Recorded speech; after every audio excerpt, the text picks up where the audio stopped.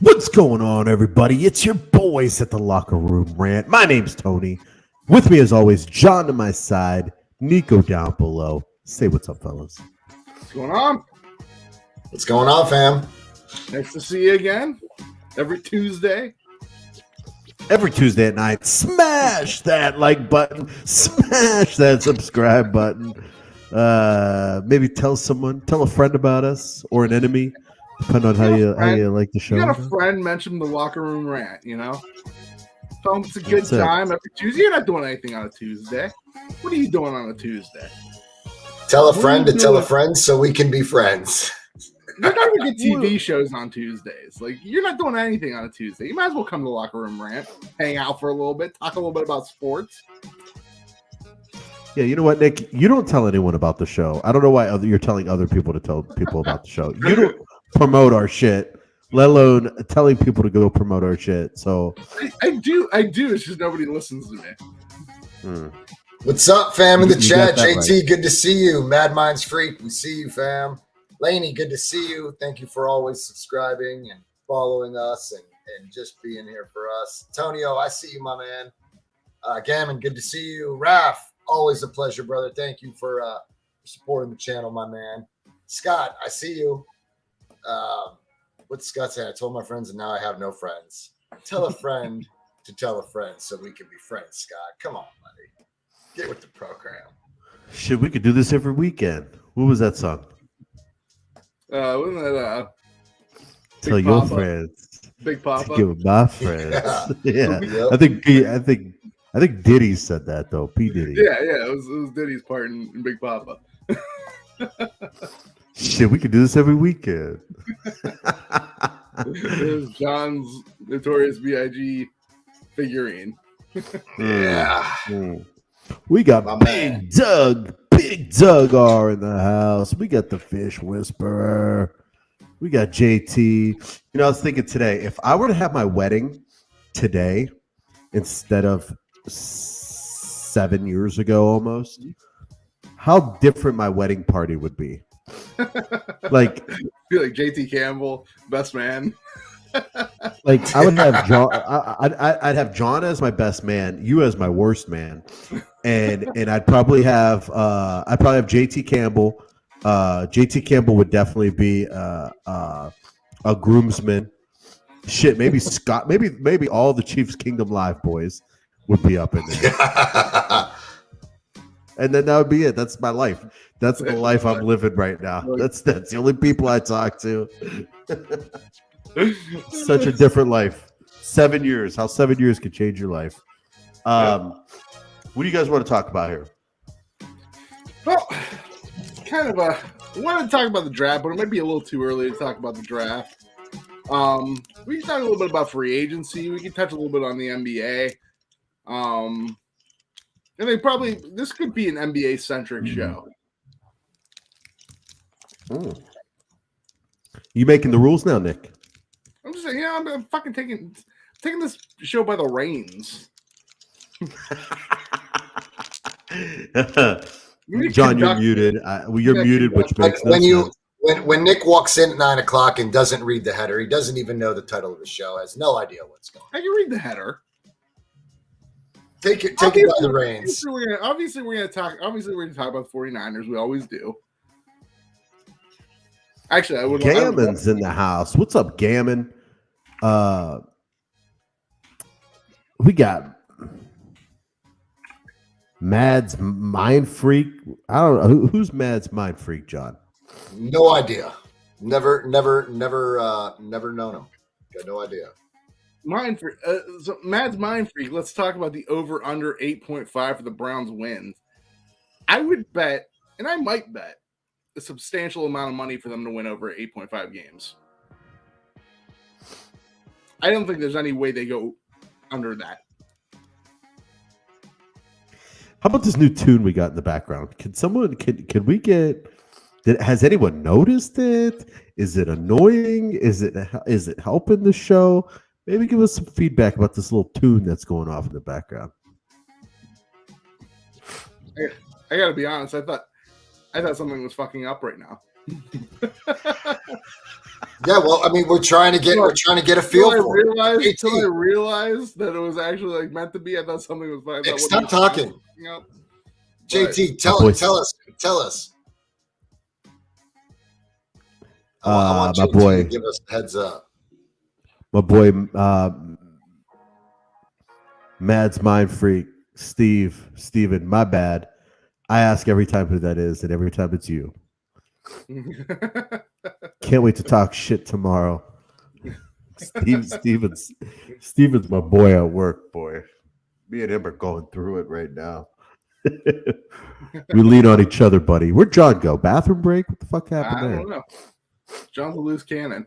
Roy Way says, fuck the NBA. Talk all about the 49ers. That's right. Roy Boy loves Niners, boy. That's it. Gammon. We will talk 49ers. That's a given. Who was Gammon? Didn't Gammon come on our show before? Yeah, Gammon was the data guy. Oh, we got to get Gammon back on. That dude was golden. Gammon was like metrics central. We gotta get Gammon on, shoot some data to us, you know. No doubt. Gammon, do you do NBA stuff, or are you mostly NFL, buddy? Oh, okay. He's already calling. Sacramento Kings will be your champion. Gammon has put all the pieces together and has decided Sacramento Kings will be the NBA champions this year. They might be. They're playing. They're certainly playing very well. That's Sabonis is nothing to mess with. You got Sabonis, Fox. You got some defensive studs, some young kids. They're still like one of the youngest teams in the NBA, and they're like smart though. They were smart though. Here's the thing: you draft De'Aaron Fox, you draft him to be one of your best players, you draft him to be one of your cornerstones, and then the next year you go out and get. In the next couple of years, you go out and get Tyrese Halliburton. Tyrese Halliburton's certainly good, but it kind of crimps on the development of De'Aaron Fox a little bit. So you trade him, you go get Sabonis, all of a sudden your team becomes better. Who knew? You let De'Aaron Fox flourish, and then you get Sabonis as a complimentary big man. Yeah, and they just got like the right pieces. Like they just like that Kevin Huerter dude. Malik Monk, just scorer off the bench. Gammon said, should Tua retire? No. I know what I would do. I'd get the fuck out of there. Yeah. I'd get out. Like the thing is with those head injuries, it's not an exact science. You don't know what the long-term effects. They could be very serious and they could be not as serious, but evidence is leaning towards serious, and you've had a lot of them. You've made a little bit of money. Maybe you want to keep the rest of your life going pretty decently. But Tua has decided against that. He's going to continue with his NFL career. Let's see what happens. Yeah. Let's see. All right. So we want to. Oh, shit. What? Nothing. Let's talk that MVP, huh? Oh, I think I am, John, by the way. You might be. You do look really clear. Anyways. Nick might not be. I don't know if you can. How about this MVP, family? Let's talk about it. I want to talk Embiid and Nikola Jokic. Monday night, I think. Don't forget Giannis. Don't forget Giannis. Giannis is still up there. Yeah, but Embiid's numbers are damn near historic, if not historic. So that's right. And not for nothing. There's an argument to be made, though, that Jokic is obviously Monday night. There was an opportunity for Embiid to put this discussion to rest. and he could have come out the undisputed MVP, so to speak, right? But he chose to sit, and the Sixers have lost, I think, the last 4 out of 5 games, if I'm not mistaken. So there's a chance here that that Embiid may have hurt his chances at the MVP because he's focusing more on the team and their looming postseason rather than, individual, awards, so to speak. So, I guess my question to you both is, did Embiid, by sitting out Monday night, did he hurt his chances at being the league's MVP? Tony, I'll start with you, my man. I think you play that game. You play in that game. When it's you versus Jokic in the MVP race, you play the game. Don't give me that shit you were hurt. He's played every game before, every game after. You play the game, okay? So people can settle this on the court. People that are on the fence on who to vote for, watch the game and see who's the more dominant player. You play the game. That's all I'm going to say. I'm an Embiid lover. I've always have been since he entered the league. I have a vested I had a vested interest in him because of fantasy basketball in our what's it called, Nick? Fantasy, Corey's league. Dynasty, a dynasty league. So I've had him since he was a rookie. But you know what? You play the game. You show people why you are the best, why you're better than him, and you deserve the MVP. And he sat out. If he plays next game, I'm going to be pretty pissed off, to be honest with you. Nick? Yeah, I echo the same sentiment.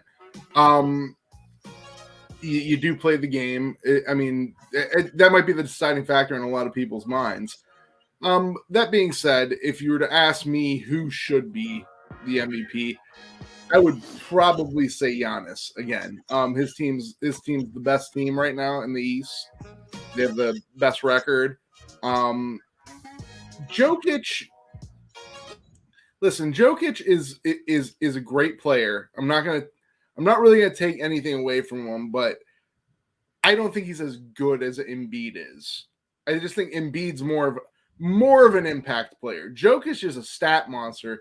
He will garner a lot of statistics just because of the position he plays on the team. He plays that point pivot center position, which Embiid doesn't play. Embiid just plays a regular center position. They have point guards doing their thing. But I think Embiid's the better player. I think if you're asking me, it's the playoffs and I want one player, I want a center on my team, I'm picking Embiid. But yeah, he did hurt himself by not playing that game. Damn it! What do you mean Embiid ain't it, dude? He's up there in the conversation with Jordan. I think James Harden. I think Kobe Bryant's up there. Averaging 33 points is some pretty legit stuff, bro.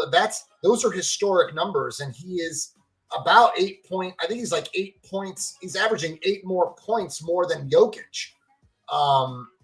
But Jokic's team has the better record in the Western Conference. So this was an opportunity for Embiid to go up against that one-on-one that Tony spoke about, that Jokic matchup. This is what we wanted to see. This is what the NBA wanted. This was necessary for the MVP contest. And I think, honestly, that it should go to Jokic. And not just because Embiid decided to sit, but your team's lost 4 out of the last 5. You needed to make a stand against Jokic. And I'm going to say that, that it's slipping through his fingers. And I don't even think he cares. That's the thing that matters. That's what bothers me, I think, the most about the MVP race.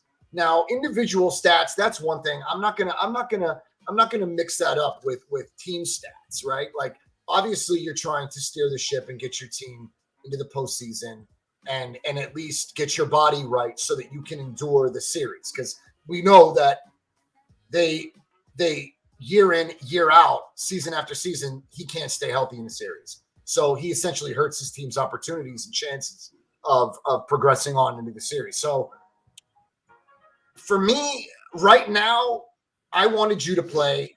I thought it was necessary. You don't care, so I don't care. You know what I mean? Like, I think it should go to Jokic then. You know, I think Jokic should get it. I think Jokic is doing more. As I think he's doing more than Giannis right now. So I think for my vote, it would be Jokic. It would be Jokic. It's always a question. It's always kind of like a weird thing on like how you vote for MVP. Like, what do you really use? Like, what are these people really using that vote on MVP? Because, honestly, I think Giannis should get it. I think Giannis should get it. His team has the best record. His team has the best record in the NBA. So, his team isn't. I mean, he hasn't had Chris Middleton for a long portion of this season. Yeah, he has Drew Holiday, but Drew Holiday is really a number 2 guy. He's not really a number 1. He's a perfect Robin to Batman. But listen, Giannis is Batman on that team. Yeah, I mean, what's that? Go ahead, Nick. Sorry, I don't like interrupting you. That's no, you're fine. If you have to interrupt to say something, that's fine. I don't take offense to it, unlike some people. Yeah, dirtbag. Eric Wallace. Wow, is that a Guardians fan talking right now? Let's address the elephant in the room. I don't know if you guys know that there's an elephant in the room, but there is, and I want to address it.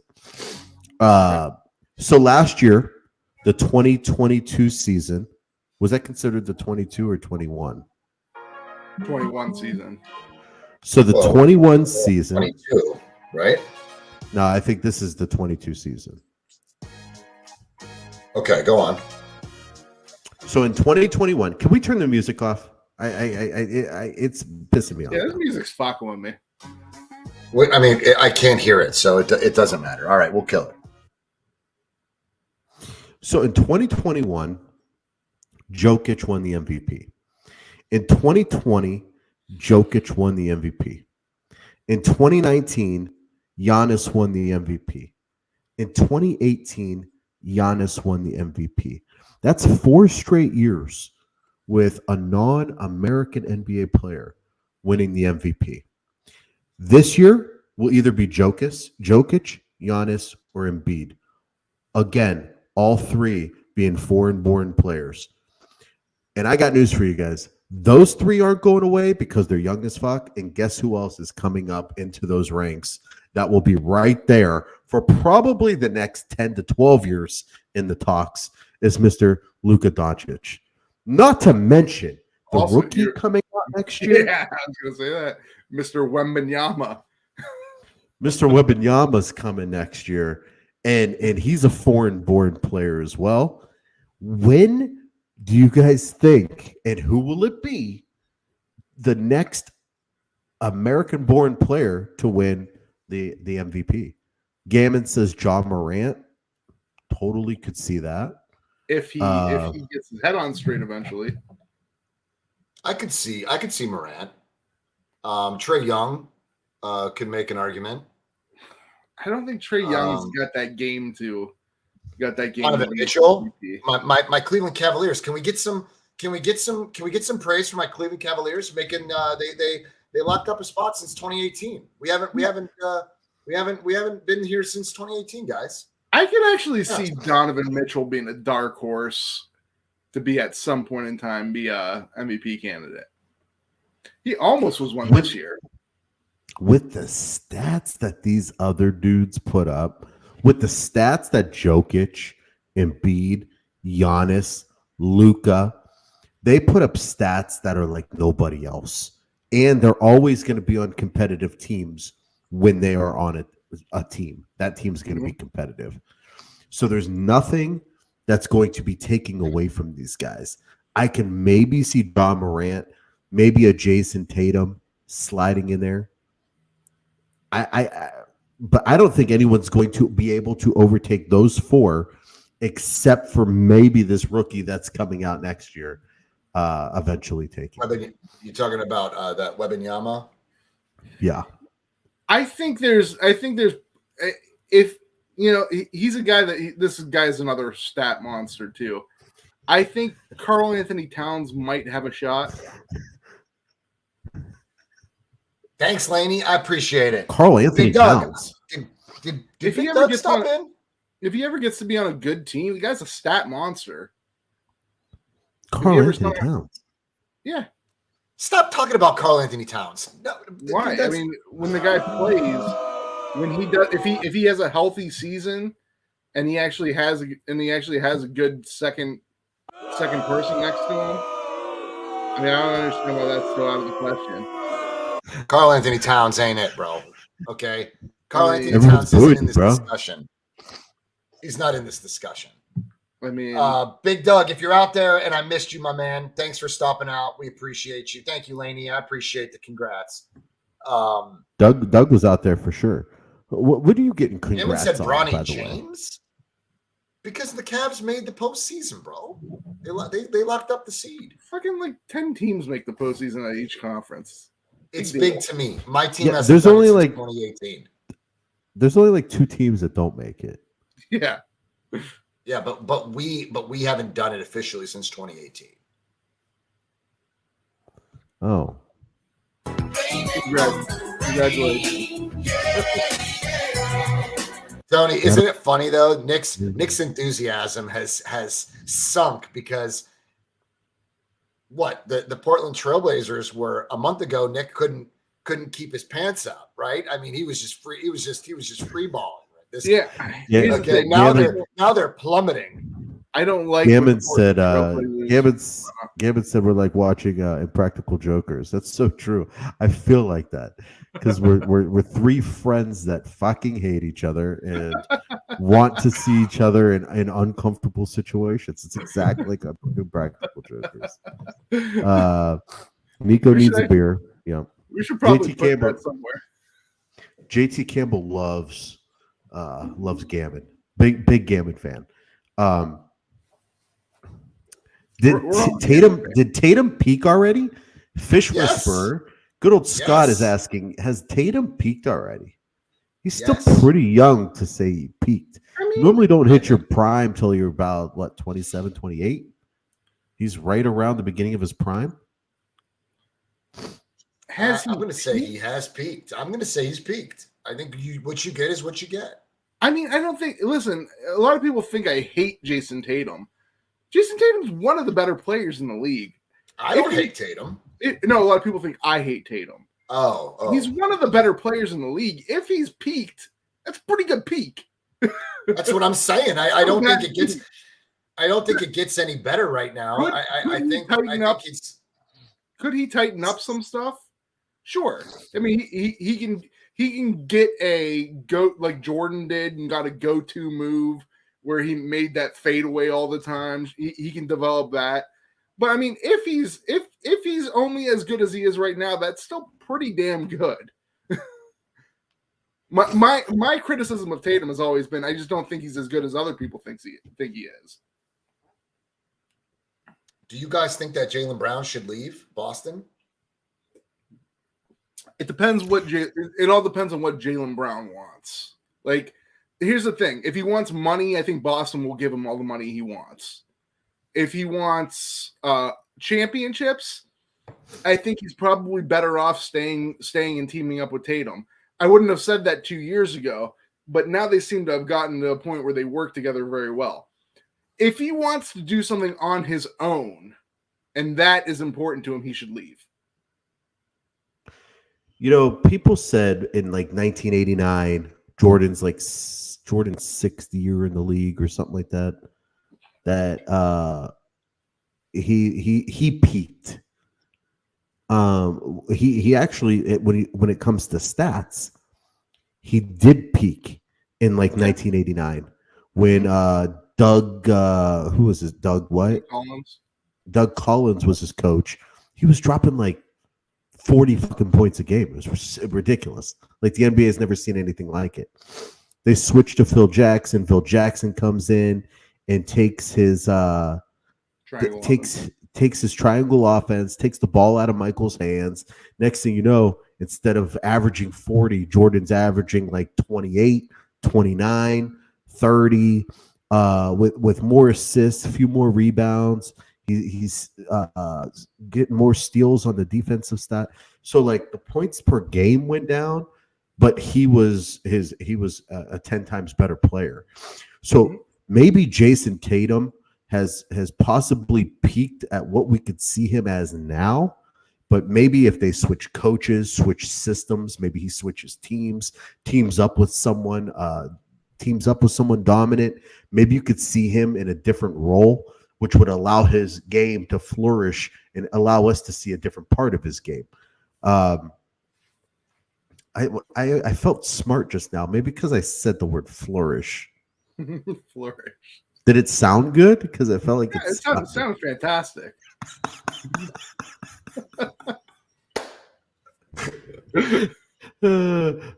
I feel like remember Will Ferrell in Old School when he just like blacks out. Like I said, here's the thing. Like, if Jaylen Brown doesn't mind being second fiddle to Tatum, because here's the thing: if they do win a championship, everyone's going to give the credit to Tatum. Jaylen Brown's going to get very little credit, just like Kyrie got very little credit when the Cavs won the title. Like, even when he hit the most cold, I literally, honestly, I think this fucked with Kyrie. I think that moment, which should have probably been the best moment of his career, was the thing that led to his downfall, because I think he wanted the credit so bad. I actually read something that Kyrie was pissed when they went into the celebration room because everyone was just going, like his family came up to him and he was just mad. He had just won the NBA title and he was angry. And that's because everyone just gathered around LeBron like he was the king, even though Kyrie hit the most cold-blooded shot in the history of the NBA. The most absolutely cold-blooded shot. Should have got all the recognition in the world. And I don't know if that's the most cold-blooded shot ever in the NBA. How's that not the most cold-blooded shot ever? First of all, stop saying cold-blooded because that doesn't even make sense, right? Cold-blooded. Thank God Mariah and Izzy aren't here right now. They would be calling for your head. It's buddy. Game 7 in the NBA, the NBA championship. Thank you, Scott. Jordan hit the most cold-blooded shot of all time, and then did it a year later again. How so? Is Nick saying that Jordan didn't hit the most cold-blooded shots? No, Kyrie's was way more cold-blooded. Wait, than Jordan? Yeah. First of all, do yourself a favor and flush your face down the toilet. First of all, Jordan should have gotten a foul on that. He definitely pushed off. Yeah, but Kyrie did it one time. I mean, Jordan did it like it was normal. I'm not talking about a collection of shots. I'm talking about one shot. Are we not ready to transition to the NFL? Are we really having this discussion? Because I don't want to have it. Second of Tell you all, what. Go ahead. Second of all, I'm not entirely sure what the stipulations behind Jordan's shot against the Jazz. Were they losing or were they tied? They were, I believe, tied. Okay, so being tied is a little different than losing. Were they? They were definitely the favorites. Was that even a Game 7? It was Game 6. It was Game 6. So there was no elimination implications. I believe they were tied. And second of all, he fouled Byron Russell. It was Byron Russell, right? Yeah. He fouled him. He pushed him off. Like, literally gave him a shove. It was apparent. But I mean, you could do it then. You could push off. That was you really can't, but they gave Jordan that leeway. Jordan could do whatever the fuck he wanted to. So yeah, that cold-blooded, yes. The most cold-blooded, no. Kyrie, second person on that team. LeBron's the star. It was an incredibly difficult shot, like he almost blind shot. Game 7, You're not the favorites. The Warriors are by far the favorites. You just won a bunch of games in a row, so everyone's expecting you to kind of falter. And it may not have been a last second shot, but it was important. And it was at the very end of the game. And everyone Sparks, what's going on, buddy? Glad you're here with us again, buddy. And everyone gave LeBron credit for winning that game in that series. Like, oh no, Nick, the crickets are out. Buddy. That will happen. That same thing will happen if Jaylen Brown ever wins the title with Boston. They will give Tatum all the credit in the world. And they'll just act like Jaylen Brown just was there. He was just a complimentary. Like I said, if Jaylen Brown's cool with that, and Jaylen Brown just wants to win a title, and Jaylen Brown just wants to play good basketball and be on a good team, he should stay with Boston. But if he wants that individual credit, if he wants that limelight, he should get out of Boston. It all depends on what Jaylen Brown wants to do. No, Sparks, unfortunately, you did not miss the 49ers talk. I say unfortunately because we are heading that direction. Bashar, that's for you, buddy. Every time I hit that button, that's for you, buddy. I know you're a big fan of that one. As am I. We got to get Gambit back on this show. When he was on last time, I loved it. He was going down some dark paths with those statistics. I thought it was hilarious. And I just started seeing John like slowly like steam start like a teapot started coming out. Like he hates when anyone talks negative about anything. Because happy soul. Actuality, to be honest, Gammon's numbers were not true because we went to the NFC Championship game. Those metrics didn't really add up. But I still love the guy. I mean, it's nothing personal. I'm sorry, Nick. Go ahead. You know what? Gammon uses Take me off the screen. Gammon uses data, and John uses heart. Yeah. They're like the polar opposites of something. There's data and there's heart. Gammon uses his brain. John uses his heart, and a lot of times those things do not mesh. They don't mesh. And here's the thing: heart stays the same. Heart never changes. Stats change. Always changes. So when something keeps going good, like when Brock Purdy is producing, the data will change. But John has heart, and that stays the same. I like that though. Gammon said, "To be fair, my metric can work out." I like that. See, can you can't listen. The man taking ownership. I'm telling you, he's taking accountability. You see, this is one of the problems that we have on this panel, especially from that goofy dude down below. All right. That being said, so we're going to transition over to the NFL from the NBA, fellas. I don't know if either one of you were aware, but the NFL did not approve reviewing the roughing of the passer. So I don't know if it's something that either one of you have an opinion on. So I will start with you, Nick. Keep it brief. Don't run overboard. Tell us how you feel. I mean, I don't really have a view one way or the other on it. I think the great. Your turn. I don't have a one way or another. I don't have a thing on either way. Like, I think roughing the passer is a little too crazy in the NFL right now, and I don't think they're going to change it upon review. I think the rules are set. It's kind of apparent if you hit the quarterback in any way other than a normal sack where you just wrap the guy up and tackle him, you're going to get called, and I don't think anything's going to change on that. No, you can't bear weight on the player as you're taking them to the ground. So there were some controversial roughing the passer calls this past season, especially down the stretch of the season for many, many teams. And I will mention a few: San Francisco, Philly, Kansas City, And I don't remember if there was one for Minnesota or not. Nonetheless, my point is that they should review the roughing the passer because it could in some cases it made the difference. Yeah, but would they have been overturned if reviews were available?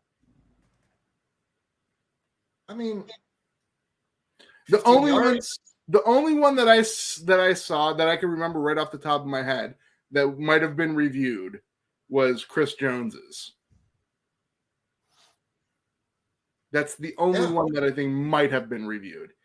But you're asking NFL officials to basically challenge what they say, and I think they have an ego as well. I don't think they're going to change anything. It doesn't hurt to approve it. Okay, it doesn't hurt to approve it. But the league, Scott says the refs would never overturn roughing the passer, same as they did with the PI. The point is that you're asking these guys to tackle the passer in the most delicate way possible without bearing weight on the players. So you got to take them to the ground and roll off. Do you understand that your technique has to change? Your technique has to change because the league doesn't want you to fall on the passer, essentially hurting their shoulder or breaking the collarbone or rib injuries. I don't know, whatever. It doesn't make a difference. They're trying to keep the quarterback in bubble wrap is what they're trying to do. And they're trying to, it's essentially neutering defenses. And second of all, here's the thing. You guys should know this firsthand. A lot of times the tackle isn't even going to cause the most serious injury. Like a lot of times, who should know this firsthand? You guys. The 49ers. Are you talking about lower leg injuries on turf? I'm talking about the Brock Purdy injury. Okay, but I mean that was a freak accident. That play was that we executed that play before. Okay, it's just that in that moment, Hassan Reddick covered 7 yards in like 2.8 seconds. Yes. It was just a freak accident. This has anything to do with San Francisco. I'm saying that if you're going to rough the passer, and it should get reviewed if it's a controversial call in a big game. What I'm saying is that you're playing NFL football. You should expect to get some bumps and bruises.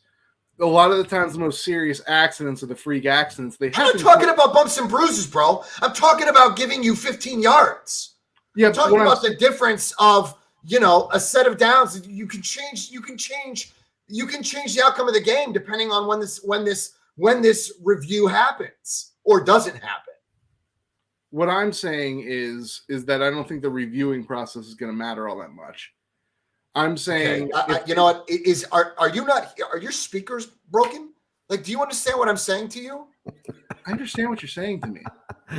What I'm saying is, I don't think it fucking matters.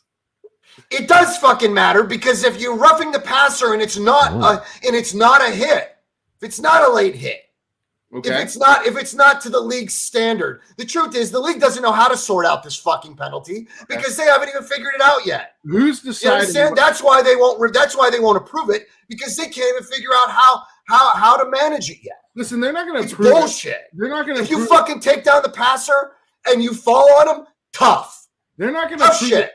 They're not going to prove it for this reason, because too many reviews slow down the game. They want to speed games up. They're not trying to slow down games. They're trying to speed them up. I don't see what you're showing me. John, can you see anything? I can see it. I got Tyus Jones. He's on fire. Oh, Josh Giddey's on fire. Oh my God. Giddey just fucking he's up to 45 and a half. Mobley. Anunoby. Nick's boy Anunoby fucked me a little bit. He only had 36, but Mobley's going nuts. My boy Nick Richards is going nuts. Hero was on fire. John Collins is kind of fucking me, and I got Kevon Looney later. It's Collins that's gonna fuck you completely. It's Collins. Watch. Yeah, JT, it pisses me off because Nick's negating the fact that a roughing the passer call that may not be a roughing the passer call could change the outcome of the game. I'm not negating. But if it's a Browns game, let's remember this. Let's come back to this. Tony, did I ever negate the fact that a roughing the passer call might be a serious penalty? I haven't paid attention to anything in this segment. You guys have been going back and forth the whole time. I haven't been paying attention to anything on this segment whatsoever. JT Campbell just asked any NHL fans, ? I got to tell you, me and Christina had a date night on Friday. I got us glass seats at the Columbus Blue Jackets and had the time of my life. It was it's a fucking blast. I love doing it. Sitting on the glass, though, was a whole new experience. When those dudes are slamming each other in front of you, the pucks like ricocheting off the glass, and it's like a shotgun going off in your face. It's crazy, but really, really good time. Tickets, I mean, glass seats were like $200, like $190, which I think is ridiculous. I love hockey. Here's the thing. Allison and I just froze our asses off in February when we went to First Energy Stadium to watch the Michigan Ohio State game. We had a great time. Here's the thing. We're not on top of the. Go ahead, Nick. I'm sorry. You know what? This is your show. I'm sorry. Here's the thing, John. You're trying to say something. Here's the thing. You know what? This would all be solved if you quit pausing in your speaks. If you pause, that's your end. You're done. You're done. What am I doing? He's got to breathe. Should I run a Micro Machines commercial? Like, what do you want me to say, bro? Yeah. You want me to do fucking cartwheels so that you know it's your turn to talk? I don't understand. It's your show, Nick. Go ahead. From me? Is that experience was very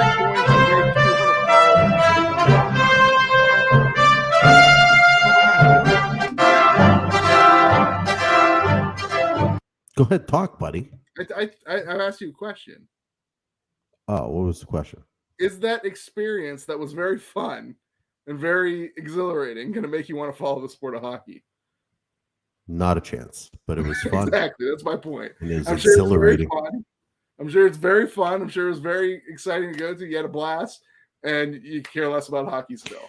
You know what? Society plays a lot into this. Let me just say this. If my friends all said, you know what, everyone that's in our fantasy football league, we're not going to do fantasy football this year. We're just going to do fantasy hockey. If my friends all agreed to do that and we did a fantasy hockey league, I'd probably be just into hockey as much as I am. For sure. It's about what your surrounding, your friends talking about it, having fun. I'd probably go to B-dubs, watch hockey games, and when you got skin in the game, it makes you more of a fan. Yeah, for sure. I mean, Northeast Ohio is not a big hockey area. I mean, it just isn't. We don't have a team. Cleveland doesn't have a team. Columbus has the Blue Jackets. Yeah, you guys are actually closer to Pittsburgh. Allison and I have gone to Pittsburgh. We've watched the Penguins and we enjoyed it. And I follow them. I keep an eye on what they're doing. Name me 3 players. I enjoy it. Penguins. You name me 3 players on the Pittsburgh Penguins. That middle finger. Crosby. That middle finger was basically both a fuck you and. I was there for Crosby's 500th goal, and it was incredible. You know, Crosby. I mean, it was probably Malkin. the most. Yes, that's why I said 3. And I think there's a guy named Rust, I believe, too, like R-U-S-T. Sparks. And I only know this. Sparks. I only know this because I've never been. I only know this because I picked him a few times of DraftKings NHL. Yes, I have a problem. You're like, God damn it, Rust! Rust, fucking Rust. the point is, Tony, could you find yourself going to watch the Blue Jackets more often? You had a great time. It's a good time. You know what I mean? Like, would you follow them? I mean, you're going to check them out because it's a local team. How long did it take you to get to the stadium? It's about 35 minutes. If they were better, bad. like a few years ago when they were like in the playoffs, and won a playoff series, it was all over the news. In that season was all over the news. So like when you're watching your local news, you know about the team. They interview people on your local news, on local radio shows, and you just know the team better when they're a better team. Like this year, they're shitty, and it's hard to follow. You know, they don't get the publicity when they're shitty, so it's hard to follow. You know, that's a fact, Scott. That's very true. The NHL being on shitty networks at shitty time kills them. It really does, dude. There's really, you know, unless you're like an avid NHL fan and you've got the NHL package and you watch all the games. It's really, they play throughout the week like basketball, but I mean, it's just they're late games. They're late games. I think I just watched the Penguins win the other night, right before the fight. It was like 11:30 at night. People are passed out. It's shitty times.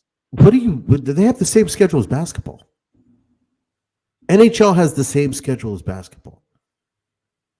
I'm saying your teams but they're playing late at night. I don't necessarily know the validity behind that. What I will say, the Cavs game for me is over at 9:00 or 9:30.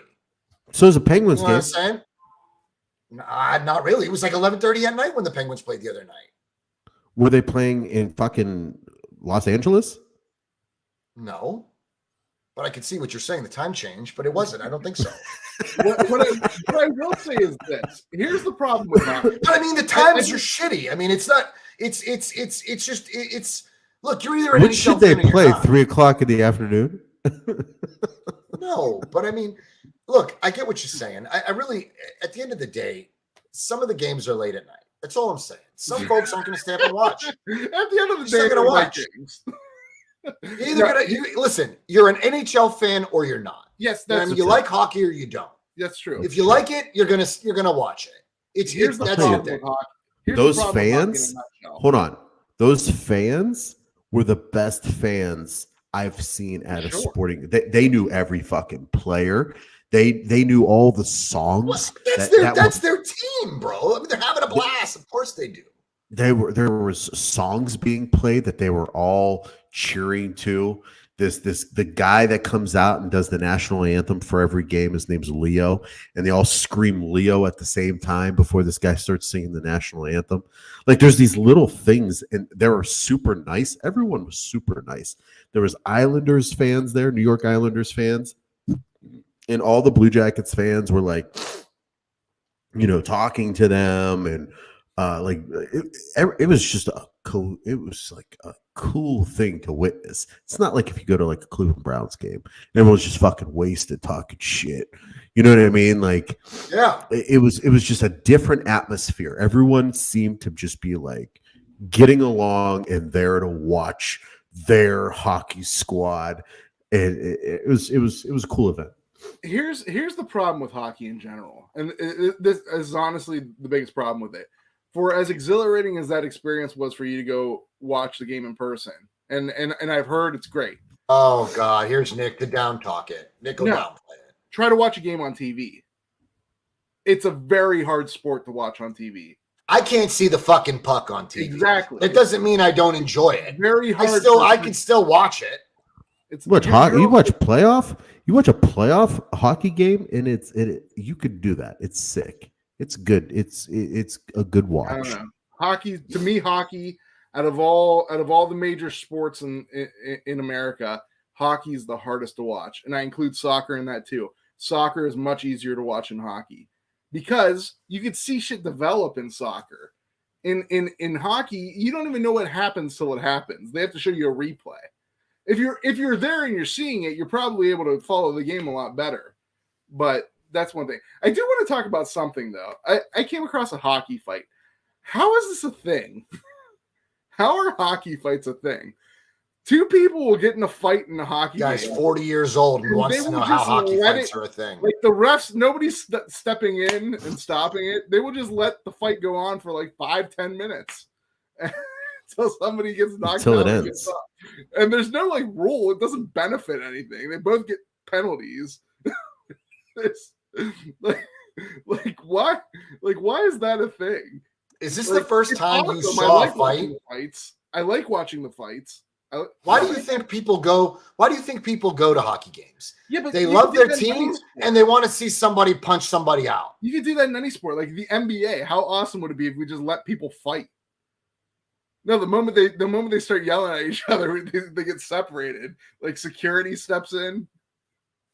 Like how awesome would it be if we just like let like Rudy Gobert and I don't know, Nikola Jokic just box it out for 5 minutes. Yeah, but who's going to let them hit each other? I mean, they break it up. Exactly. But in hockey, they do. They just let them fight. They stop the game. Yeah, he goes to their corner. because it's a staple in their game. You don't watch hockey. You don't even understand hockey. You just realize they fight. It's new to you. I didn't just realize they fight. I wanted to talk about it because I think it's crazy. I love it. You know what's crazy? Let me tell you what's crazy is during the game, some guy for the Newark Islanders lost his tooth, his front tooth, right? Mm-hmm. And he was like skating over to like the bench, and it was like during the puck went out of play, and this dude, like, he was smiling and he was missing a tooth, and he was like pointing at his bench, and he was like skating over to the bench, like pissed off that he just lost his tooth. And like one of his teammates, like you see one of his teammates like put his stick on the ground and was like juggling. You know how they do that shit where they hit the puck like up in the air? Yeah. He was like doing that and then like stopped and like skated over to his teammate and handed him his tooth on the stick. And the guy just like gave it to a trainer, like, "Oh, we'll put it back in after the game or something." Those guys are fucking crazy. You know what would happen if I lost a fucking tooth? I would lose my motherfucking mind. These guys just keep going. They're fucking insane. How is that sport not more popular? You're allowed to fight. It's like, first of all, skating at that level, you have to be a world class ice skater. Dude, then you have to their entire then lives. you have to know how to play hockey. You have to be a tough motherfucker to play that sport. Yeah. And you have to know how to fight just in case someone wants to fuck you up. They can. But here's the thing: legally, there's no benefit to it. It's not like if you win the fight, you like get a point. This guy doesn't get it. Like, it's not like if you win the fight, you get to stay in the game. The other person doesn't go to the penalty box. You both go to the penalty box. You just fight before. Yeah, but the fans want they want their team to win they want to see you just fucking pound, dude. Like how is that not fun? I'm not even a crazy Pittsburgh Penguins fan, but if a Pittsburgh Penguin player is locked up with an Islander or whatever and they're wailing on each other, like, I'm rooting on Pittsburgh. I don't give a shit. I paid for the ticket. I want to see you knock them out. It doesn't get to that point, but it's still a lot of fun.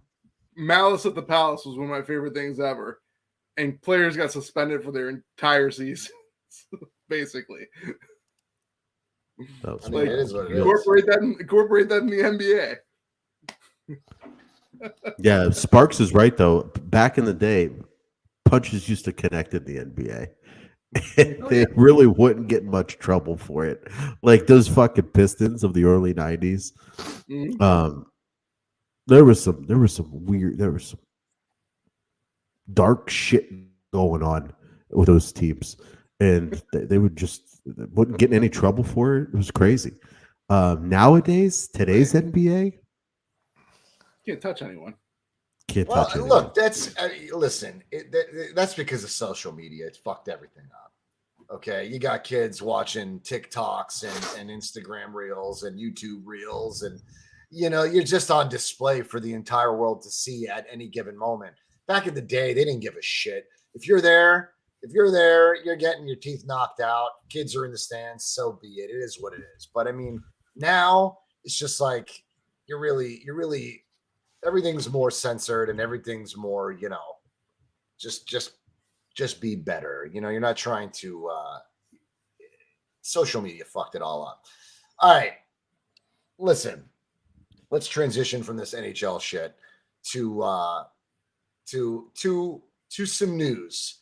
49er fans right now are just at each other's throats as usual over quarterback controversy because yesterday John Lynch did an interview where he said that Brock Purdy is the leader in the clubhouse, right?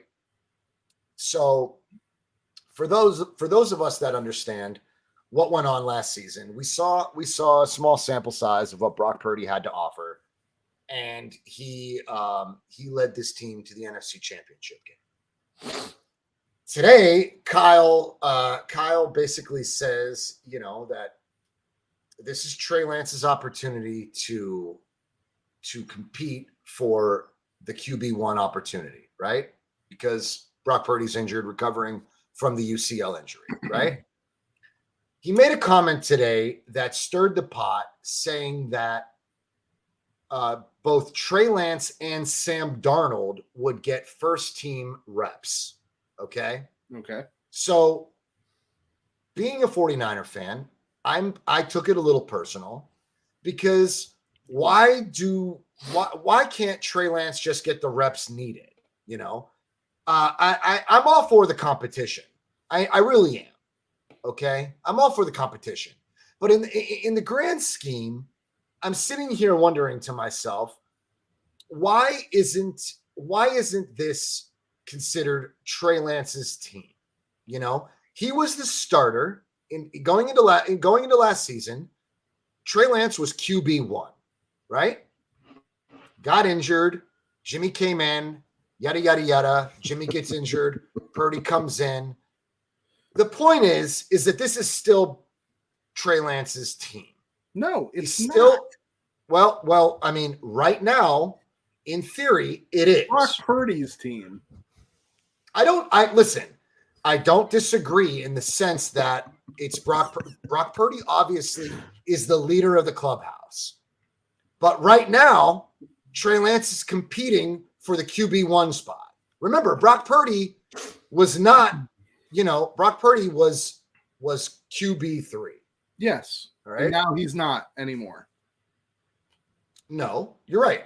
But this is a competition. So essentially, Trey Lance has an opportunity to do as much or more to retain the QB1 spot. In order for Trey Lance to retain the QB1 spot, first of all, he doesn't have anything to retain currently. In order for him to retain the QB1 spot, here's what would have to happen. He would have to, beat out Sam Darnold, which isn't that hard of a thing to do, but it's something. He would have to beat out a starter in this league. Why? Sam Darnold didn't come here to be QB3. He saw an injured Brock Purdy. Did I say that? It doesn't matter. I'm telling you. Did I fucking say that? It doesn't matter. I'm telling you. I said he has to beat out Sam Darnold. Nick, you're being really. Why? One can argue that Sam Darnold is here to beat out Trey Lance for the QB1 opportunity. Period. I'm saying that Sam Darnold is historically not good, but he's historically not good with a shitty Carolina team, a shitty Jets team. Okay. He's now with Kyle Shanahan, where arguably quarterbacks come here and get better.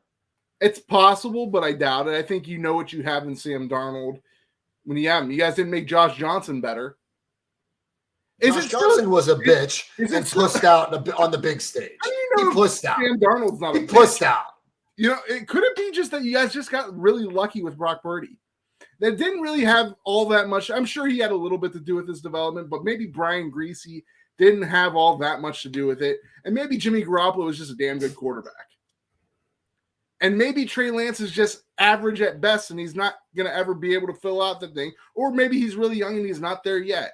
And maybe Sam Darnold's not that good. Or maybe you can't sit there and say what Trey is and what Trey isn't yet, because the world has not seen enough of him yet. I can say what Trey is.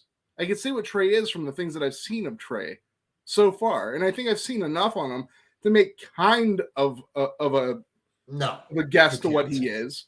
What Trey is he's really not that good right now. He may never be that good. He may all of a sudden it may click at some point in time. Drew Brees wasn't an amazing quarterback till like year 5, but it may click. It may never click. I can tell you from what I've seen, I have never seen anything that's impressed me. All right. I don't think everyone talks about his athleticism and his mobility. I got news for you. He's not really that mobile. His mobility is like on par with like a Baker Mayfield's mobility, probably on par with like a Sam Darnold's mobility. Have you ever watched any of his tape? Yeah, I have. At NDSU? Not impressive. At NDSU. That's ice gamer there, boy. I also didn't see his high school tape either. I didn't say high school. I said his college tape. Have you watched any of it? He's playing against Division II athletes. I don't need to see that. I can see it from the. Don't use the conference as an argument. You play who you play. Fast. He's not particularly fast in pads. He may be fast running a 40, but he's not particularly fast in pads. I don't think that he's fast. I never made claim that Trey Lance was he's fast. Not accurate. He's not even really that big. He's tall, but he's not really that big. And he doesn't make good decisions. And he has a good arm in terms of strength, but he's not accurate. So Trey Lance is just at this point in his career, he's just not that good. Okay. Santa Clara era. I don't know what the hell you're talking about. Laney, Lance is like love. We don't know because we're sample. Okay. But we have seen him play. We've seen him play like 5. Bouchard, LOL, Nick. Anyway, the point here is this. It's very simple. It's very simple. You can't sit here and give me an accurate description of who Trey Lance is if Kyle Shanahan and John Lynch don't know who he is yet. I mean, you cannot assess this player. I mean, you're not talented enough to know. Oh, I'm talented. No, you're not. Oh, yeah. I mean, you could tell yourself this, but you're not. Yeah. The bottom line is this: it's a competition between Sam Darnold and Trey Lance right now. Period. You're sitting here telling me that Trey Lance can beat out Sam Darnold. You just said that. So you never let me finish. You kind of just jumped on me before I got to finish. So he has to A, beat out Sam Darnold. B, he has to play very well. C, Brock Purdy has to miss part of the season. D, Lance has to win and play well in order for them not to go back to Purdy. At this point in time, this is Purdy's team. He's the starting quarterback. He's number 1. Everyone else is number 2 or number 3. And that's not going to happen unless Purdy misses time and somebody runs with it. Purdy's going to miss time. And Purdy, I'm talking in the season. Week 1. He could come, listen. He's going to miss time in the season. Okay. Purdy could come back week 4. He could come back as late as week 6. Some might argue that he could sit out the entire season. No one from the front office is saying that, but some people out in the 49ers content creation land saying that maybe it's not a bad thing. Might not be a bad thing if Purdy sits out the entire season. Until somebody supplants him and wrestles that job away from him. And that's not going to happen without like 4 or 5, like 3 to 5 really strong weeks with this, where the 49ers win, where there's even a discussion about Brock Purdy not being the quarterback. Listen, Sam Darnold is not. Let's take Sam Darnold out of the conversation. Can we please do that? Sam Darnold's not taking anybody's job. He's not taking a rookie. He's not taking a second year. Sam Darnold's not taking anybody's job. Okay. He will be the backup to Trey Lance. Trey will not be playing for his 49ers future. Trey will be on like the Jimmy plan where he's playing to showcase himself to get the fuck out of San Francisco, which is great for San Francisco because he'll be trade bait. A team is always looking for a quarterback. Hopefully he plays at a high level and you guys can trade him, because if you keep this same quarterback room going into like the following year, it's going to be a never-ending quarterback competition, never-ending between Trey and Brock. The team's not big enough for the both of them. One of them's got to go. I'm hoping, as a NFC West fan of the 49ers, I'm hoping Trey Lance plays his balls off for the first 5 weeks of the season, goes 5-0, and they turn the keys over to the car to Brock Purdy, and he runs the table for the rest of the year, wins the Super Bowl, and now you have a trade asset with Trey Lance that they can use. Having said that, do I think that will happen? Probably not. But you know it's going to be a trade asset, and that's good for him, and it's good for the 49ers. I think it's a little early, though. Don't you think it's early to just crown this other kid? He looked good. He looked great. He looked great. You're saying too early to crown Brock Purdy? Don't you think it's a little early to crown him? I think so. I think so because the kid, the league is constantly evolving. Like the league is evolving. Listen, the thing about this is there's one problem, Tony, that I've always had with the way that San Francisco mishandled Trey's development. They just never moved off Jimmy at the time that they never moved off Jimmy when they expended all that capital to bring Trey to San Francisco. So essentially, they brought Trey either overestimating him and realizing that he wasn't what they thought, or they always knew that Trey Lance was a very raw talent and it was going to take development. The problem was the team wasn't bad. So trying to develop a quarterback while you're trying to make a Super Bowl run is just it's just not conducive to what your goal is, right? So you didn't move off Jim, so you delayed the development. Now you've got this kid who doesn't have the time to fully develop. It's his third year in the system. He just has to come out here and he has to execute. There is no time to develop Trey Lance.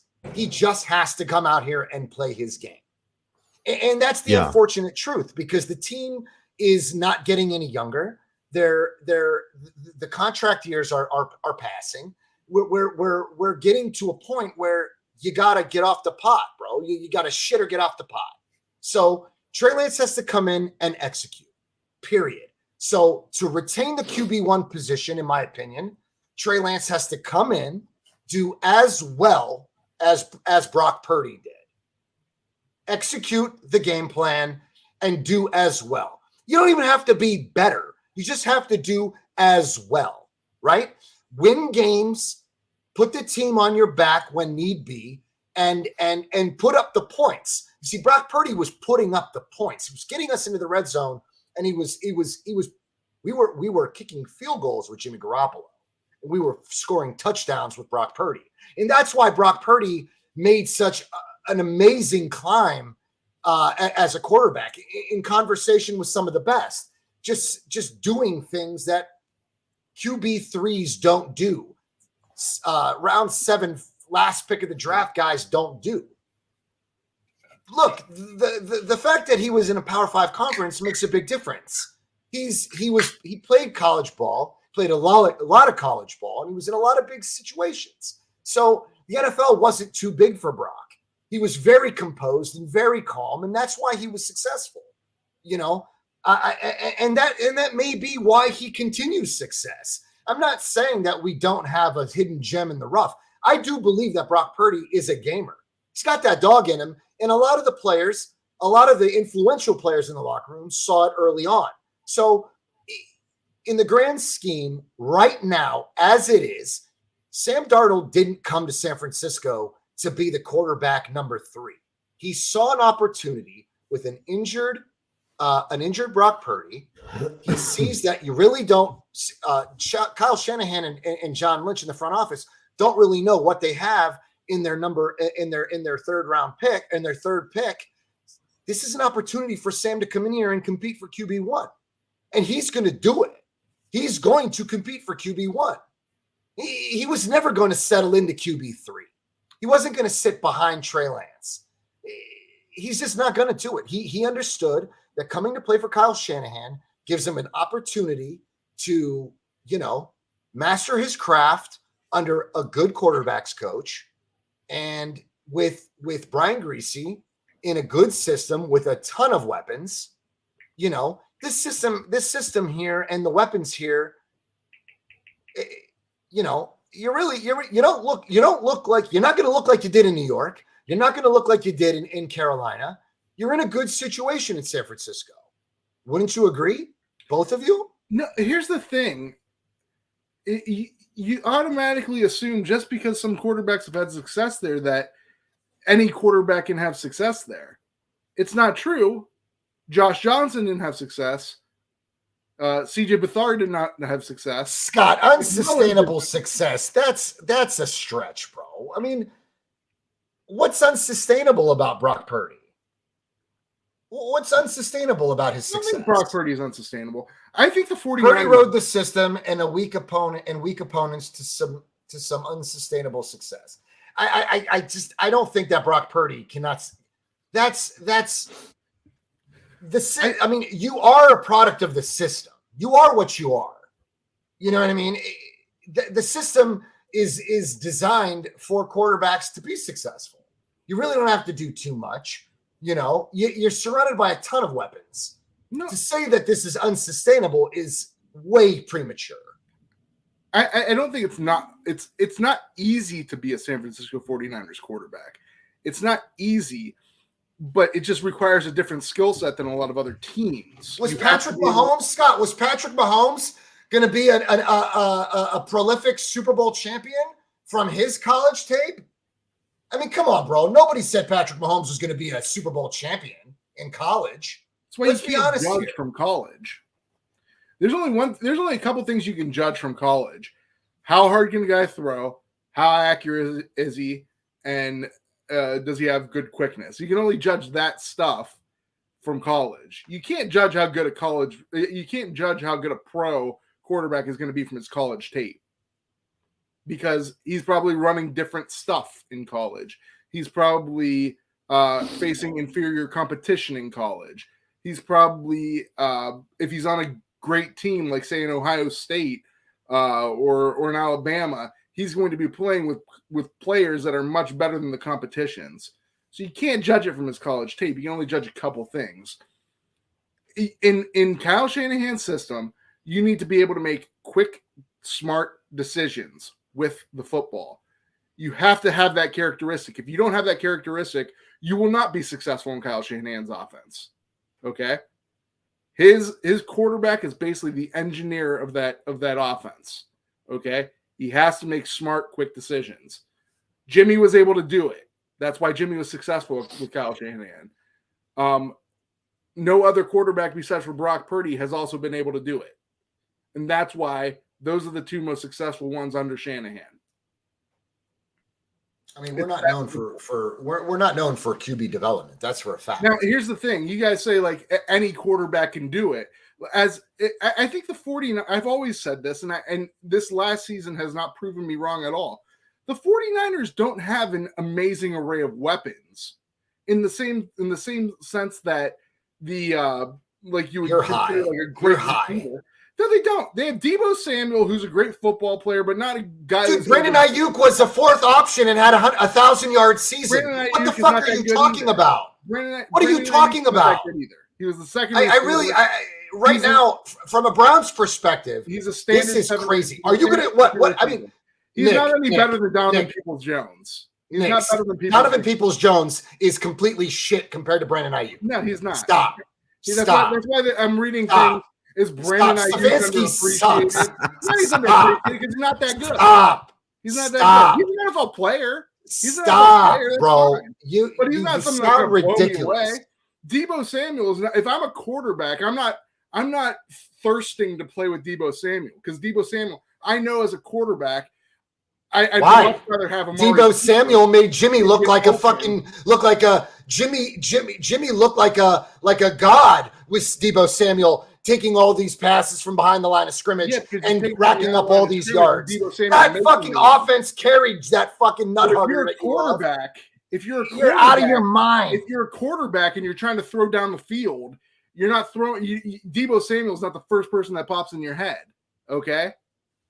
And then I'm also looking at Christian McCaffrey. I'm like, this guy's not a great runner where people are going to be scared that he's going to run on me. Yeah, I'll be able to use him a little bit in the passing game, but he's not. Dude, listen. You sound like a clown. Now, downplaying an offense that was elite. You sound ridiculous. Nobody agrees with you. Nobody agrees with you. The Cleveland Browns. What are you trying to say? That you guys have an elite offense? You are so far from elite, you don't even know what's up. You got a Marquise Goodwin.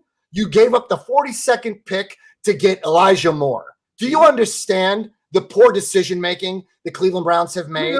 You didn't get better. You didn't get better. We most certainly got better, John. You didn't get better.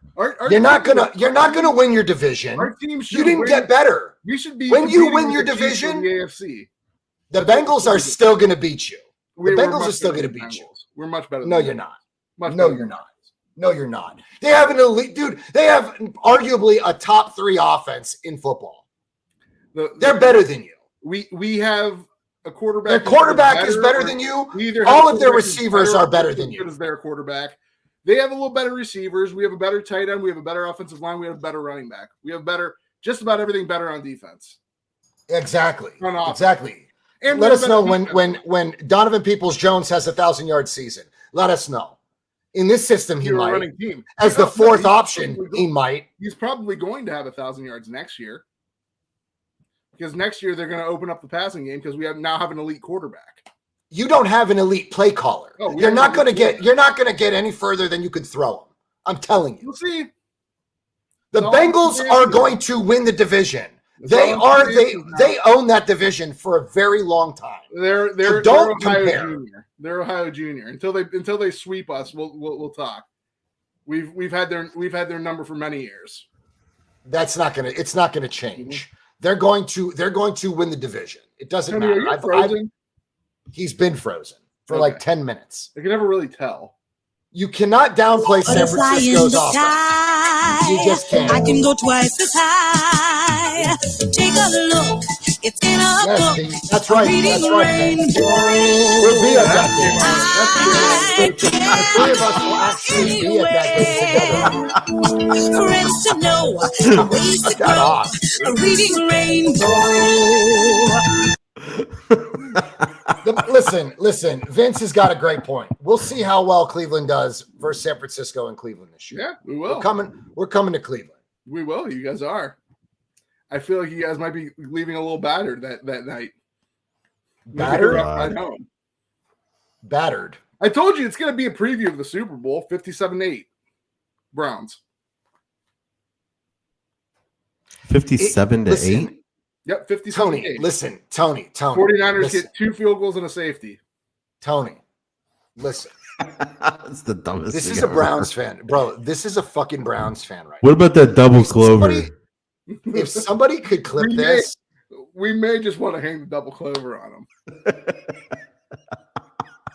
It's insane. Like I don't even know. Like I don't even get mad at Nick when he says these stupid things because the Cleveland Browns have just time and time again shown you what they are. They gave up the 42nd pick in this draft for Elijah Moore. This is not a smart football team. That's a pretty good move. I just don't. The only reason I don't like it necessarily so much is because I really wanted a guy that they probably could get with that 2nd round pick. But that being said, Elijah Moore is a guy who's shown a tremendous amount of talent for a really bad team and really bad coaches. and he was not a first round pick. I think he was a second round pick, wasn't he? In his draft, and he showed a capacity to be successful in this league. And he's got the right skill set, but he's not in the right system. He's back in a shitty organization. And he's got the right skill set that we need. So Elijah Moore is not going to be successful in Cleveland. He's cheap, and he's super cheap. We're still getting him on his rookie deal. That's the problem with you guys. You guys are cheap. No, we spent a lot of money. Now we need to fill out the rest of our roster. You're cheap. Not going to happen. So we got a guy who could potentially be very good.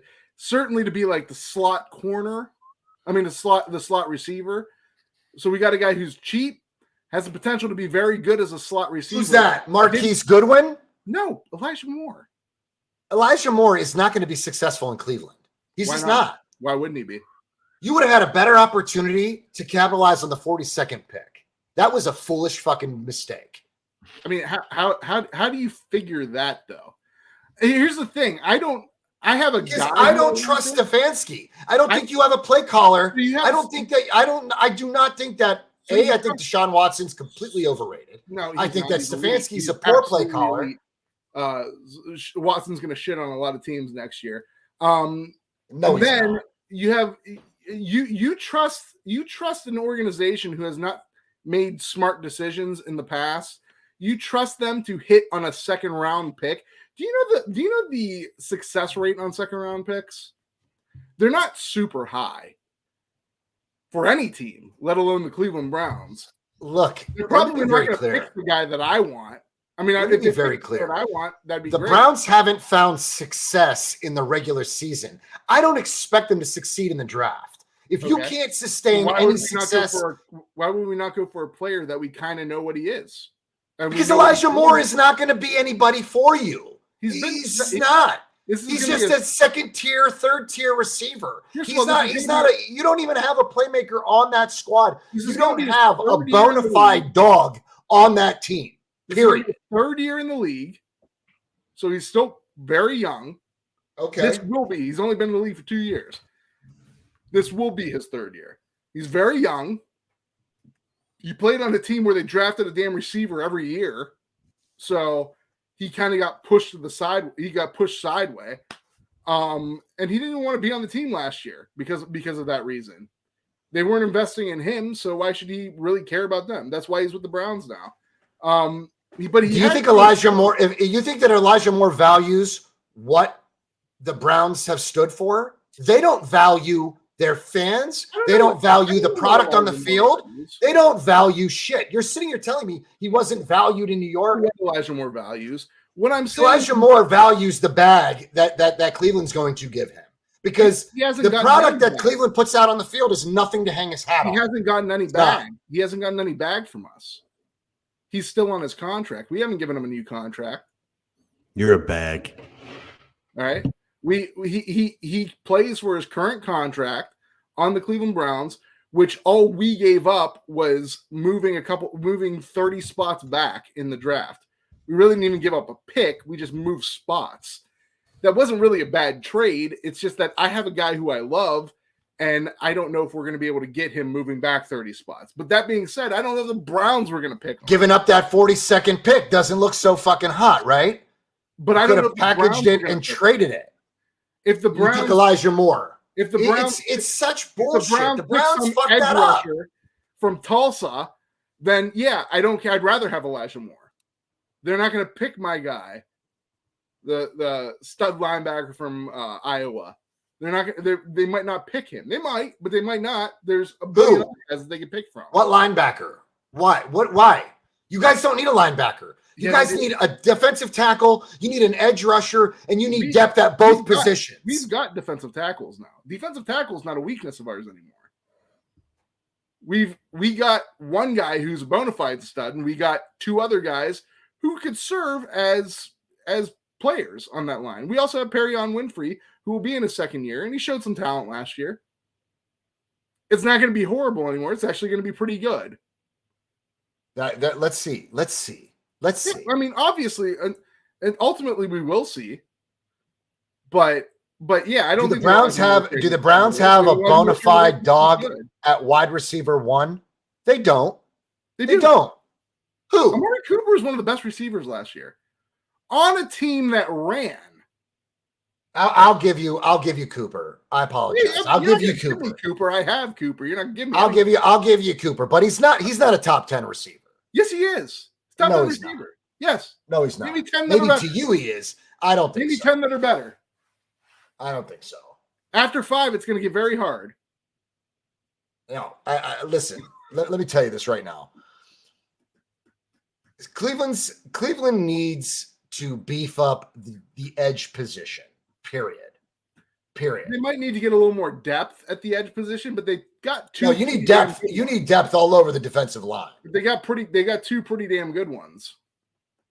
And I'm sure they'll address it. Free agency isn't over, and I'm sure they'll address it in the draft.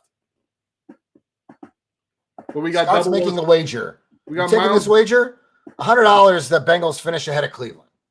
Oh, absolutely. I'll take that wager. All right. This is recorded. This is on the record. You heard it. March 28th at 10:28. Bet was made between me and Fish Whisperer. $100. Vince says that the Browns won't even make the playoffs. I'll make that bet with you too. Havoc says the defensive coordinator sucks. Laney says they lie. They do lie. All Browns fans lie.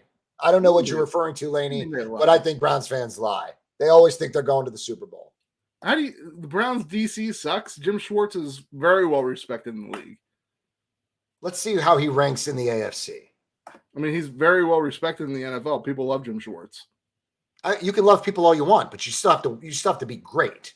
You got to be great. He's notoriously great. You have to be fucking great. One of his Super Bowl. One of his defenses recently won a Super Bowl.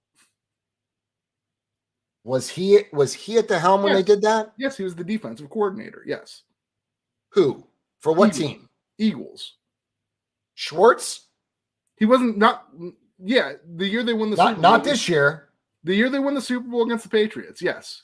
It was Jim Schwartz. You're talking about okay. Not going to matter. That was the past. It's okay. Yeah, it's the past. Everything's been the past. He may actually be Schwartz may be the better defensive coordinator you've had in a long time.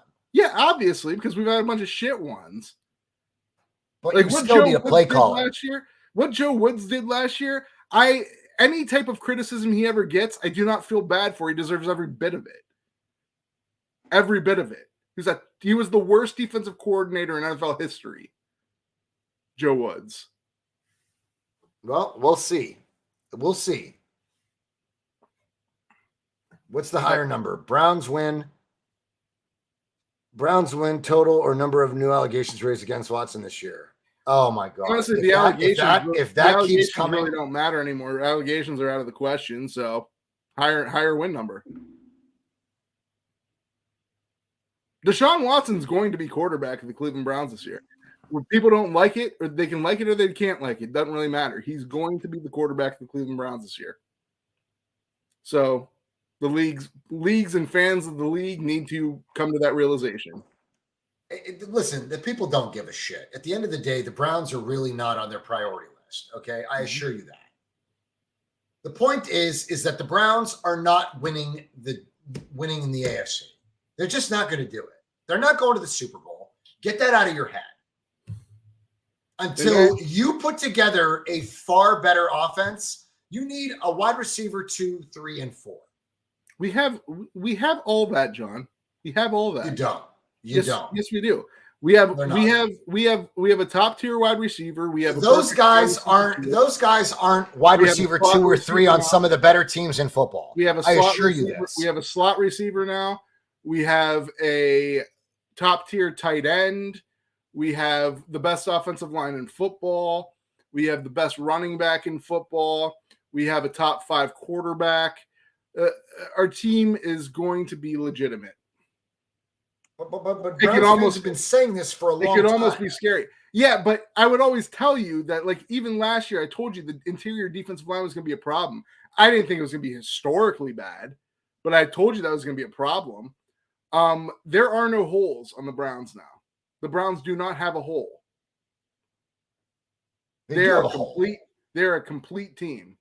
Their secondary is not Their secondary is bulletproof. absolutely amazing. I am, Laney. I'm letting him dream. They're not winning the AFC. We have 3 starting cornerbacks on our team. Cornerbacks that would start on any other team. One of which I attributed to Joe Woods why everyone played so poorly, but one of which is a star. I think you have a top 5. I think you have a top 5 running back in football, but you don't just have got Juan Thornhill, which is we just got Juan Thornhill, and they actually decided that they actually honestly they wait, Thornhill from Kansas City? Yeah. I didn't even know you guys got him. Yeah, I really don't know. I don't really know how great Thornhill is. He's awesome. We have a ton of Kansas City fans here. Let them tell us about Thornhill. Hey, Fish Whisperers, is Thornhill good? He's good. He's mid at best. So he's average. He's fine. He's very good. So he's average. He's very good. He's very good because he's a Brown now. I get it.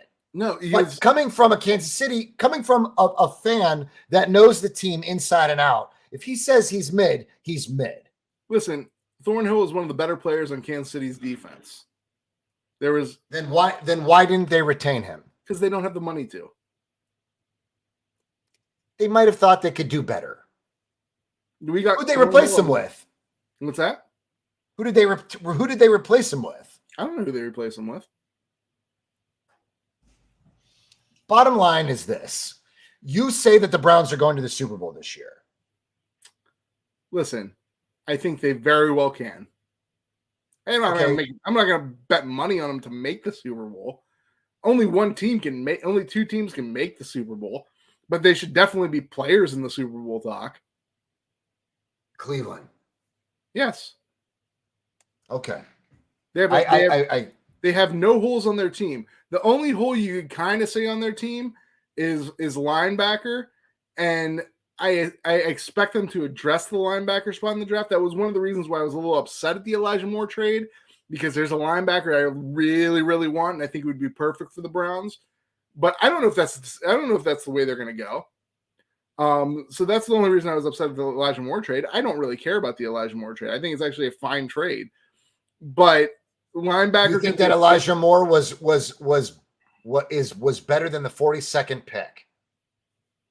A pick that you needed to address the edge position. In theory, yes, absolutely.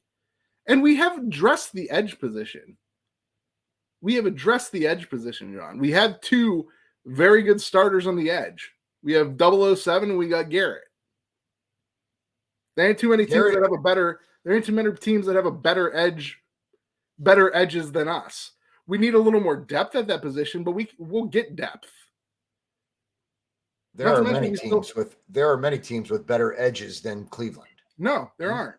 Yes, there are. There might not be a team that's 49ers might be one of them that might have better edges. And Philadelphia and Kansas City. I don't think Philadelphia has better edges. They had a better interior for sure, but they don't have better edges.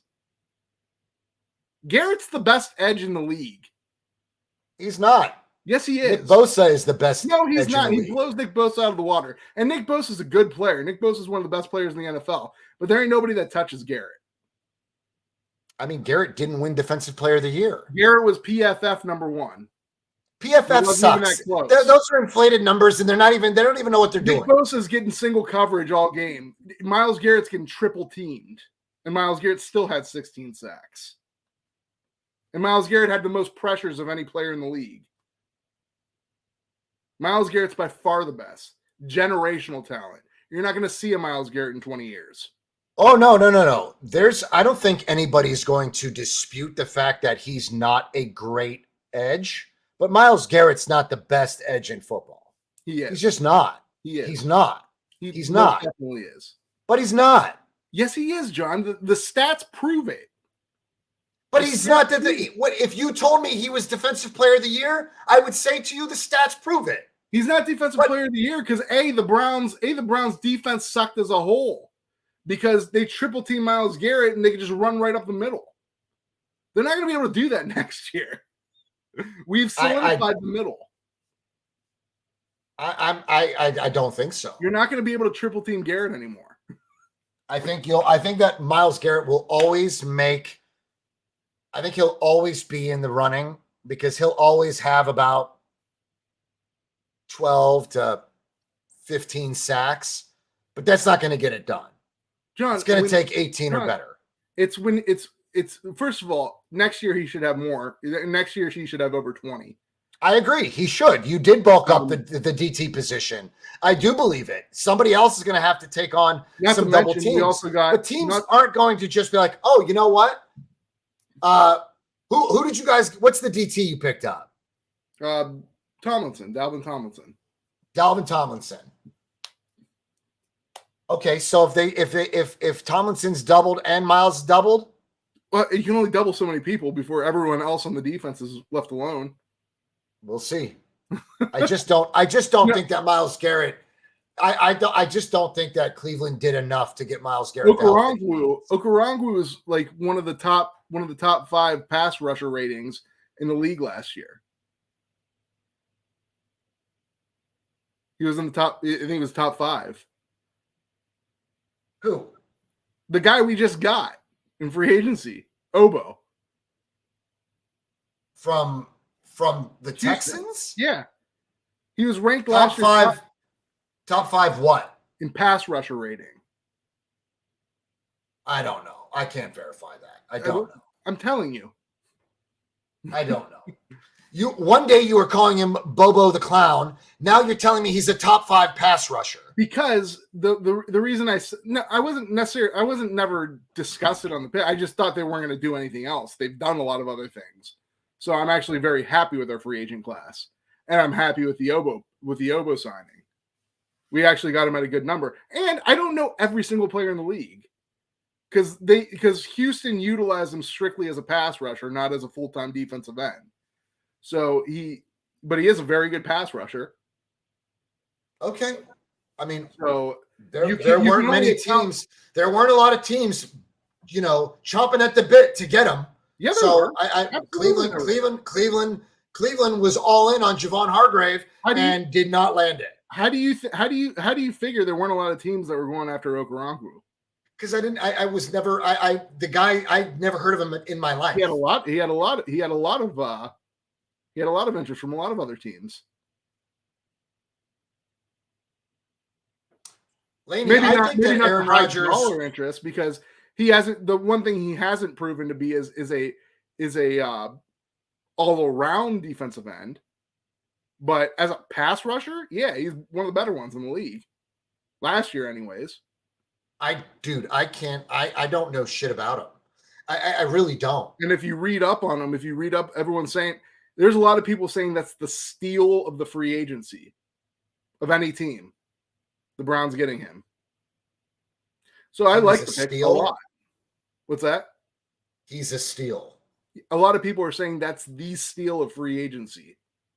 The Browns getting him at that number. He's young. He's fairly young. He's improved every single year, and he's developing into a dominant pass rusher. I don't know. I really don't know. I don't know anything about him. I really don't. And I mean, nobody in the chat is really clamoring like, yeah, Obo's awesome. The Browns really landed a great pass rusher. I'm just saying. The Browns were just, I think they're playing it safe. The only thing I can attest to is I saw him play against the Browns, and he did have a sack on the Browns. He did have a sack against the Browns that game. The Browns didn't do great on offense that game. He was one of the reasons why. And his pass rush rating. Very good. The Browns defensive line is going to be a problem next year. And the signing of Maurice Hurst. Like Maurice Hurst, yeah, he's been injured. He hasn't played a lot the last 2 years. But the last You're going to tell me about Maurice Hurst? Yeah. The last time that guy played, he was a starting caliber defensive tackle. That guy was a starting defensive caliber tackle. We're not even projecting him to start, but he can. Like if he's the same guy that he was 2 years ago, he's a starter. Better than we had, infinitely better than we had. last year. Okay. Perrion Winfrey progressed at the end of last year. We're expecting him to progress this year. I like Perrion Winfrey. Maurice Hurst, okay. I don't know. I don't know how he'll be in Cleveland. He had a pretty good. He had a pretty good year or two in Oakland. Well, now Vegas, but when they were in Oakland, the Raiders, he had a pretty good couple years there. So I mean, he's not a world blower, but he's a starting caliber that we have as a backup. That's depth. I cannot wait to play Cleveland. It's going to be something I mark on my calendar too. I cannot wait to see Stefanski versus Shanahan. I absolutely cannot wait. We'll see. This is what's going to decide whether or not Stefanski is going to be in Cleveland. Scott, it reminds me of a Chiefs fans before Mahomes. Cleveland fans, you can't take it away from them, man. They're as loyal as they come. They sound crazy as fuck. They sound like most Cleveland fans sound drunk.